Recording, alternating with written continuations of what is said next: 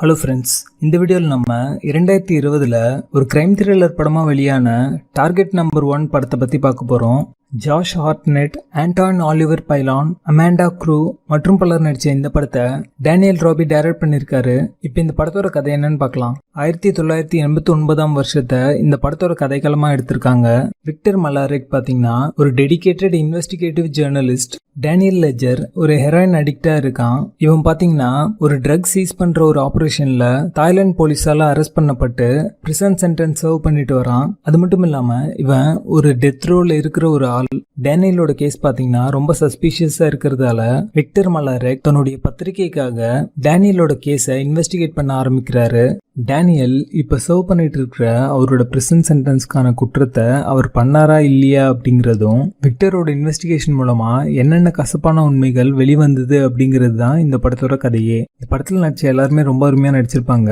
குறிப்பா Josh ஹார்ட்னெட் Victor அப்படிங்கிற ரோல்ல ரொம்ப நல்லாவே பொருந்திருப்பாரு.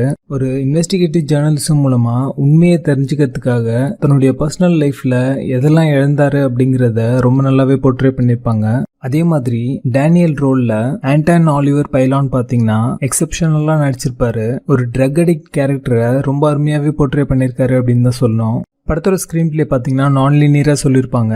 மோஸ்ட் ஆஃப் த டைம் பார்த்தீங்கன்னா இந்த நான் லீனியர் ஸ்க்ரீன் பிளேவை இவங்க சரியா யூஸ் பண்ணல அப்படின்னு தான் சொல்லணும். சில சீக்வன்ஸ்லாம் பார்த்தீங்கன்னா படத்தோட ஆரம்பத்தில் எது ப்ரெசென்ட் எது பாஸ்ட் அப்படிங்கிறதே நம்மளுக்கு புரியாது. அந்த மாதிரி தான் எடுத்திருப்பாங்க. கொஞ்ச நேரம் கழிச்சு தான் ஓகே இதுதான் நடக்குது அப்படிங்கிறதே நம்மளுக்கு புரிய வரும். ஒரு சீக்வன்ஸில் 3 இன்சிடென்ட் பேரலாக நடக்கிற மாதிரி காமிச்சிருப்பாங்க. அந்த சீக்வன்ஸ் பார்த்தீங்கன்னா பார்க்குறதுக்கு ரொம்ப இன்ட்ரெஸ்டிங்காக இருந்துச்சு.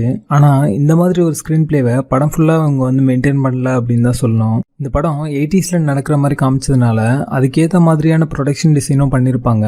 கம்ப்யூட்டர், பேஜர் இந்த மாதிரி விஷயங்கள்லாம் பார்த்தீங்கன்னா 80s எப்படி இருந்ததோ அதே மாதிரி போர்ட்ரே பண்ணியிருப்பாங்க. அது பார்க்குறதுக்கு ரொம்ப அத்தன்டிக்காக இருந்துச்சு. ஏஷியால இருந்து கனடாக்கு வர ட்ரக்ஸை கெனடியன் அஃபிஷியல்ஸால தடுத்து நிறுத்த முடியல அப்படிங்கிறத மறைக்கிறதுக்காக அவங்க என்னெல்லாம் பண்ணி இவங்களோட இமேஜை தக்க வச்சுக்கிட்டாங்க அப்படிங்கிறத இந்த படத்துல ரொம்ப நல்லாவே போர்ட்ரே பண்ணியிருப்பாங்க. விக்டர் இன்வெஸ்டிகேட் பண்ற சீக்வன்சஸ் தவிர மற்ற சீக்வன்சஸ்லாம் பார்த்தீங்கன்னா இந்த படத்துல ரொம்ப டிராகிங்காக இருக்கிற அந்த ஃபீல் கண்டிப்பா நமக்கு இருக்கும். இது ஒரு ட்ரூ ஸ்டோரி அப்படிங்கிறதுனால முடிஞ்ச அளவுக்கு இந்த படத்தை இன்ட்ரெஸ்டிங்காக கொடுக்க ட்ரை பண்ணியிருக்காங்க அப்படிங்கிறது நல்லாவே தெரியுது. அது மட்டும் இல்லாமல் எல்லா படத்துலையும் இருக்கிற மாதிரி கிளிஷேவான ஏற்கனவே யூஸ் பண்ண விஷயங்கள் நிறையவே இந்த படத்தில் இருக்கும். மொத்தத்தில் இந்த படம் ஒரு one time watchable crime thriller படமாக வந்திருக்கு. இந்த படத்தில் அடல்ட் கண்டென்ட் இருக்குது. இந்த படத்தை நீங்கள் ஃபேமிலியோட பார்க்க முடியாது. டார்கெட் நம்பர் 1 படத்துக்கு எங்களோட ரேட்டிங் 6 out of 10. இந்த வீடியோ உங்களுக்கு பிடிச்சிருந்தா லைக் பண்ணுங்கள். ரொம்ப பிடிச்சிருந்தா உங்கள் நண்பர்களுக்கு ஷேர் பண்ணுங்கள். மறக்காமல் நம்ம சேனலுக்கு சப்ஸ்கிரைப் பண்ணுங்கள்.